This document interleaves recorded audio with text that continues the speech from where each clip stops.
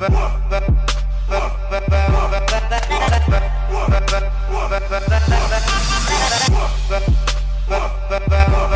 friends, hello, hi, how are you? I hope you guys are having an amazing day today. Hello and welcome to Glowmas. So today's candle of the day, it's a candle I got at TJ Maxx. I don't really know where it's from. It smells really good though, so that's fun. Today's video, we're going to be doing kind of an update to the whole Olivia Jade college admissions scandal situation. I actually did a video about this like, oh gosh, like a year and a half ago. I talked about Olivia Jade, and it actually was my first video ever to hit 100,000 views and is one of the big reasons my channel started growing. So, thank you, Olivia. No, I'm just kidding. I thought it'd be really fun to revisit this. Olivia Jade recently went on Red Table Talk, which is a show hosted by Jada Pinkett Smith and her daughter Willow and her mom Adrian. I actually am a big fan of the show, and I was really excited to watch and see this interview. So in today's video, we're just gonna break it all down and kind of dissect what happened. But first, I can't even really express to you guys how disgustingly excited I am by today's sponsor. I have wanted a sponsorship from this brand since I started my YouTube channel. I have always said that this is like my dream sponsorship. I love the service. I actively use their service almost every single day. I am obsessed with them, and I've wanted an Audible sponsorship. That's right, you heard me right, Audible. I have wanted an Audible sponsorship for so long, and when I tell you I saw Smokey Glow times Audible in my email, I gagged. I was so excited. So today's video is very proudly sponsored by Audible. Okay, just to fangirl for a quick second, I legitimately do use Audible almost every single day. I love listening to audiobooks, and I've been using this service for probably, I would say, 4 years. Yeah. Audible is the leading provider of spoken word entertainment and audiobooks, ranging from bestsellers and new releases to celebrity memoirs, languages, business, motivation, and more. My favorite author, Brandon Sanderson, is on Audible. I love all of his books, and they're very long books, so it's very nice to be able to listen to all of them in the car. Now, Audible is giving members even more with the all-new Plus catalog. All members have access to the growing Plus catalog with thousands of select audiobooks, podcasts, Audible originals, guided fitness and meditation programs, sleep tracks for better rest, and more. And again, it's all included with your membership. So on top of having the Plus catalog, where you can listen to thousands of hours of content, you also on top of that get 1 free credit to get a book of your choice. With the membership, you can also download titles to listen offline, anytime, anywhere, and can be downloaded on all smartphones and tablets. Personally, that's my favorite thing. Audible keeps track of where you are in the book, so even if I'm switching from like my phone to my iPad, I can pick up right where I left off. You can keep your credits for up to a year and use them to binge on a whole series if you'd like. And if you're not loving your selection, you can simply swap it for another one. Audible is something that I genuinely use every single day. I really, really love and enjoy the service. I think you would too if you enjoy books or honestly anything. A ton of podcasts, meditation guides, magazines, and I also think with the new Plus catalog, it really, really adds a lot. You can visit audible.com/SmokeyGlow or text SmokeyGlow to 500-500 to start exploring Audible with a free 30-day trial right now. Thank you so much to Audible for sponsoring me and working with me on this video. It's like a dream sponsorship for me. I'm very, very excited. So thank you so much. And without further ado, let's get into the video. So if you don't know anything about Olivia Jade or the college admissions scandal, I'll link my first video down below, along with some other videos that I think explain the admissions scandal aspect really, really well. But basically, Olivia's mom, who is Aunt Becky from Full House, and her father, who's not Uncle Jesse, basically they conspired with another guy who was like the head of this whole college scandal ring, and they conspired with him and paid upwards of $500,000 to get Olivia Jade and her sister into the University of Southern California. Not only did Olivia Jade's parents do this, but tons of other really, really rich and famous parents also did this and worked with this guy to get their kids into top schools. Olivia Jade was definitely at the center of all of this controversy at the time because she was a pretty prominent YouTuber. She had over 1 million subscribers. She was working with a ton of different brands. She had like a Sephora collection. There was tons of different things going on with her, and a big part of her channel content was her attending USC. So when all of this blew up, she definitely kind of became the face of this, even though she probably wasn't the worst offender in all of this. With that being said, she's basically been radio silent since all of this happened, except when she posted a picture of her flipping off the camera and posted it on the internet and tagged news outlets. which I had a lot to say about. I'm not going to rehash that video, but that was kind of a breaking point for me where I was like, this girl just does not get it. And then we found out pretty recently that Olivia was going to be on Red Table Talk, which again is Jada Pinkett Smith's kind of talk show that she does on Facebook. I basically want to break down what happened in the interview and then also just kind of talk about my thoughts after watching it, and I would love to know your thoughts down below as well, because I think this is a really interesting but also very nuanced topic. Right off the bat, Adrian, Willow, and Jada were all having a really interesting conversation that I think represented kind of the three different sides that people saw this situation from. So Adrian was actually who I more closely aligned with, who basically was very against having Olivia on the show in the first place, and talked about how it felt like they, as three Black women, were having to come in and be like the saviors for this white girl, and this very privileged white girl, and giving her a platform to speak on when Adrian didn't necessarily feel like she deserved that platform. I personally 100% agree with Adrian. That's basically where I was going into this, so I was glad that she kind of expressed how I was feeling, because I did feel that maybe Olivia didn't necessarily deserve to have a platform not only that big, but also that understanding of a platform. And also Adrian was coming from the perspective of like, this is a rich white girl and she'll be fine. Whereas I think Jada had definitely a different perspective. She talked a lot about not wanting to put labels onto people. She really did want to give Olivia a chance to kind of explain herself and talk about everything. And she made a really good point that from her perspective, where she was coming from, she has children that are obviously rich. And just because they're rich doesn't mean that they're going to be fine. So she kind of made the point that just because people have financial privilege does not necessarily mean that emotionally they're going to be okay in life. And she also made the point that she thinks Olivia was really having to face consequences for her parents' actions. And to that, I do disagree, just because of what we know about Olivia's involvement in the entire situation. I don't think it's really right to paint it as if it was just her parents and that's why she got in trouble and she had no idea, because we do know, and she admits that she did have some idea as to what was going on. And Willow was definitely like right in the middle between the two of them and could see both sides, which I think is where most people probably sit, because honestly the truth does kind of fall somewhere in the middle of those 2 points. So Olivia finally comes out and starts talking and really just talks about how nervous she is. She mentions that her parents are currently serving their jail sentences and that she has not been able to talk to them due to COVID restrictions. Honestly, I'm not gonna lie, I don't really feel bad that her parents are in jail. I'm kind of the belief that non-violent offenders shouldn't do jail time. I'm kind of a make their pockets hurt kind of person, especially rich people like this. Like, I don't really care that they had to go to jail. I don't feel bad for them that they had to go to jail, but I would have rather seen them had to pay fines or like have to pay for other people's tuitions. And it's also important to note that this jail that her mom specifically is in is like a rich people jail. So she's not like struggling. Like, there's probably, realistically, she probably has a private room and she's like doing meditation and doing crafts, and like realistically this 2 months is going to be semi-harsh summer camp. So I don't really feel too bad for Lori Loughlin, and I also don't really care that she hasn't been able to talk to Olivia, just because again, there's a lot of privilege at play here, where it's like we have people who are in prison right now for first-time nonviolent drug offenses who haven't been able to see or touch their newborn children because they have like a 20-year sentence for something very minor. Like, our criminal justice system is so disproportionately affects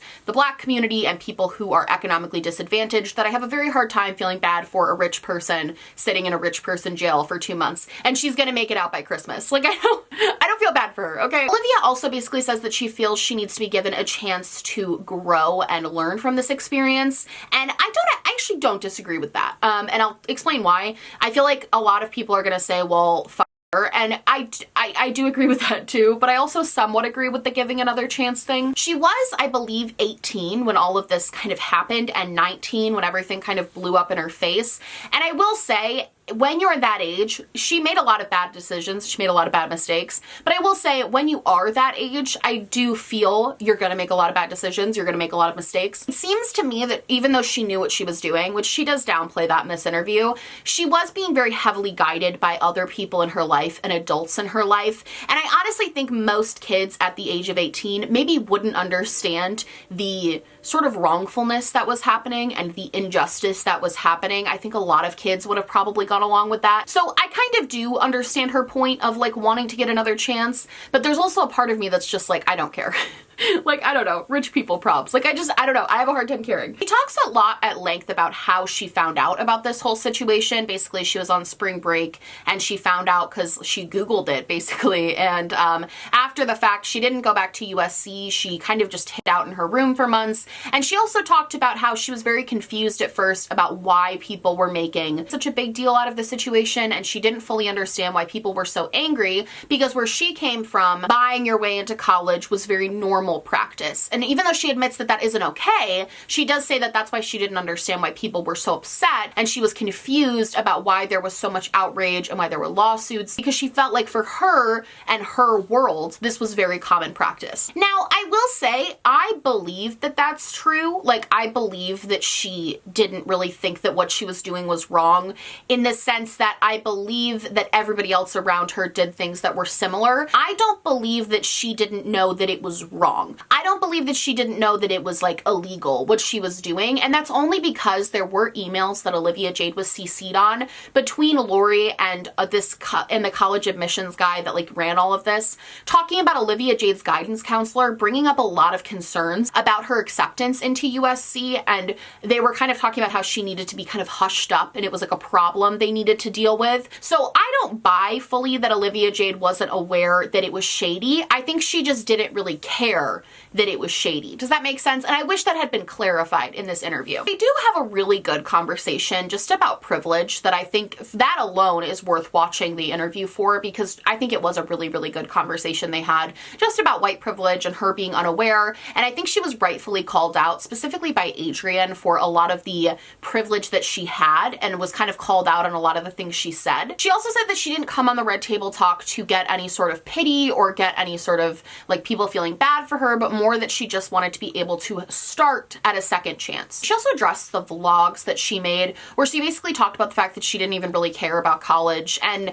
you know, those famous clips of her being like, I just want to go to parties and like game days. She addressed that she was embarrassed by those clips, and she does address how kind of privileged and ignorant she sounded in those videos. And one thing I will give her credit for is that when she was challenged, or when those types of issues were brought up, she definitely did not try to make excuses for at least that aspect of it. Like, she really did completely own the fact that she was incredibly privileged, she was living in a bubble, and she was being kind of an idiot about a lot of things. And I do respect that she didn't try to make excuses for that. And here's the other thing though, she did mention and talk about the charity work that she's been doing. She talked about how she went to like an after school center because she wanted to give her time and not her money. And my whole, that was bullshit to me. Like, that was a PR move. That was a PR tactic. There was no reason to mention the one singular time you went to an after school program. And quite frankly, I'm not even gonna lie, your money's more valuable than your time. Like, I get the whole idea that she wants to do all of this charity work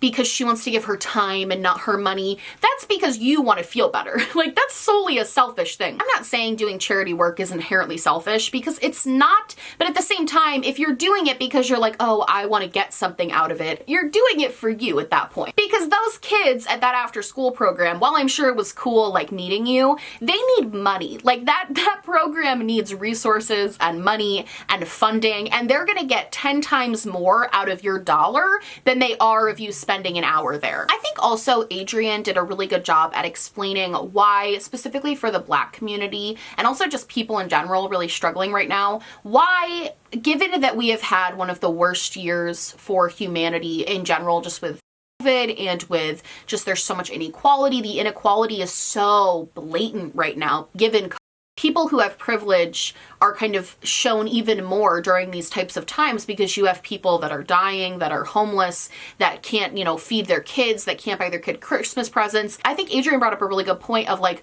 nobody really cares right now about the Olivia Jade redemption arc that's kind of happening. And I'm inclined to agree with that opinion. While I think the interview was interesting, I wholeheartedly agree that like, I don't really care if she's like a good person, or if You know what I mean? Like, I'm inclined to agree with, like, there's so much other stuff going on that it's like, I don't really care if she's sorry. I don't really care if she's learned and grown, because she basically went on this show and talked for 20 minutes about how she lived in a bubble to a point that she didn't even realize faking her way into college was a problem. To Olivia's credit, she does apologize for her privilege, and which I don't think people need to apologize. I think they need to be aware, but she did further say, like, I'm aware of it and I want people to know that I'm aware of it. And she also made a really interesting point where she talked about how she wasn't really angry at her parents, and she still isn't really angry at her parents for what they did. She does genuinely kind of feel like they just wanted to give their children what they had, and they had the means to do it, so they did it. And while she concedes that they maybe went too far,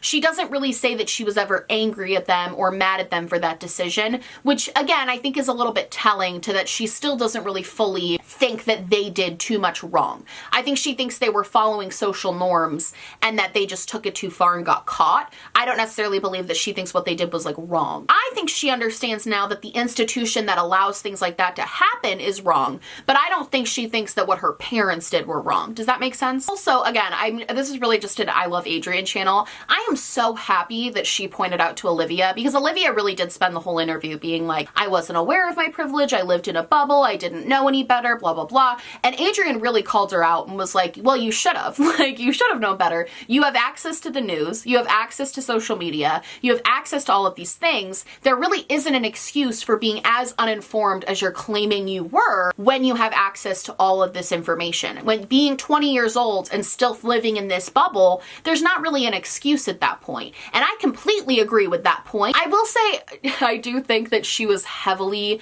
coached for this interview. She claimed that it was like her first ever interview, and she spoke very well for somebody who was being interviewed for the first time. So I will say I think that she probably did have a lot of people coaching her and kind of giving her the rundown, which definitely contributed to how well she did. But I will say, to her credit, she did take that criticism and didn't try to fight it or fight back on it or push back. She just kind of took it. So I have to give her credit where credit's due for that. She basically ends by talking about how it sucks that the biggest mistake she's ever made in her life has been so publicly broadcasted and talked about. And I can understand that. Like, I can see why that would suck. And I kind of think what everything comes down to is this. It's like, so the interview happened, she kind of gave her piece now, at least a little bit. And my kind of final thoughts, do I think she deserves a second chance and at like a redemption? Honestly, I don't know. I think it's kind of one of those things where I don't think you just get this second chance because you did this interview and you said you wanted one. I think given the amount of privilege that she's owned up to, and given kind of the severity of what happened, because it is severe. Like, what happened wasn't just like an oopsie. This was like a really gross mistake. But also, she was made kind of the public face of this whole scandal when there were a ton of other people that participated in it.